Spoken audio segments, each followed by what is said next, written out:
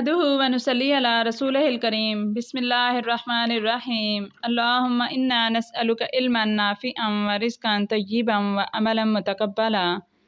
अस्सलामु अलैकुम। यकम रबीउल अव्वल का एक ऐसा अमल है कि जो इख्तियार करेगा तो अल्लाह ताला रिज़्क़ में कुशादगी अता फरमाएंगे।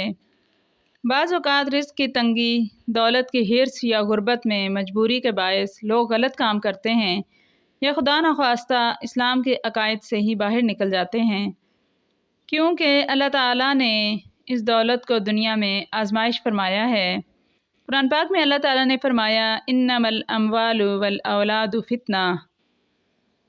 बसा औक़ात अल्लाह ताला अपने बंदे को देकर आजमाते हैं और बाज़ औक़ात ना देकर कि ये बंदा मेरे करीब कितना आता है, दोनों हालतों में।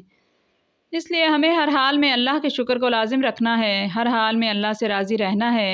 जो इंसान अल्लाह के थोड़े रिज़्क़ पर राज़ी हो जाता है, अल्लाह उसके थोड़े अमल पर राज़ी हो जाता है। कभी हम गौर करें कि हम ज़िक्र, इबादत, अमल तो बहुत ही कम करते हैं और मांगते बहुत ज़्यादा हैं।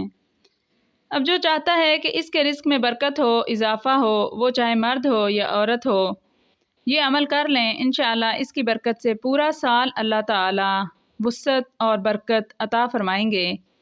अमल बहुत मुख्तसर है कि दरूद पाक यानी दरूद इब्राहिमी जो कुरान पाक में भी बयान फरमाया गया है, उसे यकम रबीउल अव्वल को दिन या रात में किसी भी वक्त 70 मरतबा बावुज़ू होकर पढ़ लें।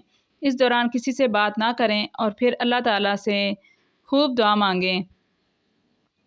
और जो शख्स ये चाहता हो अगर रसूल पाक सल्लल्लाहु अलैहि वसल्लम को ख्वाब में देखे, आप सल्लल्लाहु अलैहि वसल्लम की ज़ियारत से फैज़याब हो, क्योंकि दो ख्वाहिशें हर इंसान की होती हैं। एक तो ये कि ख्वाब में नबी पाक सल्लल्लाहु अलैहि वसल्लम की ज़ियारत हो, और दूसरी ये कि क़यामत के दिन आप सल्लल्लाहु अलैहि वसल्लम की शफ़ाअत हम सब मुसलमानों को नसीब हो। अल्लाह ताला हमें दोनों नेमतें अता फ़रमाए, आमीन। अमल इस तरह है कि ये दरूद पाक अल्लाहुम्मा सल्ली अला मुहम्मदिन नबिय्यिल उम्मी व अला आलिहि व बारिक वसल्लम यकम रबीउल अव्वल से 12 रबीउल अव्वल तक रोज़ाना 1000 मरतबा सोते हुए पढ़ लें और पाक साफ बिस्तर पर सोना है। इंशाअल्लाह अल्लाह के हुक्म से ज़ियारत से फैज़याब होंगे। दुआओं में याद रखें। जज़ाकुमुल्लाहु खैरा।